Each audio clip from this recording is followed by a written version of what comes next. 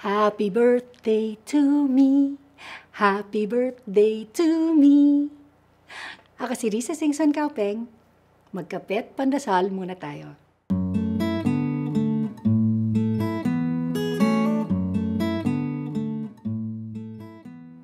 Alam niyo ba na ang happy birthday song ay ang pinakakilalang kanta sa buong mundo?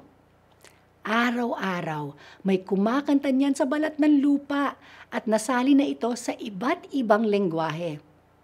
Ito pang isang trivia.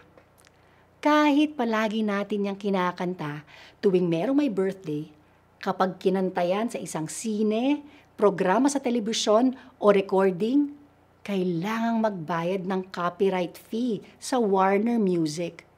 Because in 1988, Warner bought its copyright for $25 million. But after a class action suit in 2016, a U.S. court decided that the song Happy Birthday is public domain. So Warner had to pay back $14 million to all those who paid royalties in the past. Minsan, meron talagang aangkin ng bagay na hindi kanila o akala nilang kanila. Isipin na lang natin ang mga digmaan sa Ukraine at sa Israel. Hindi ba't ang mga ito ay bunga ng pag-aangkin ng hindi naman sa kanila? It also happens in families and among business partners. But for me, the worst kind of false claim to ownership is the devil tricking people to think that they belong to him.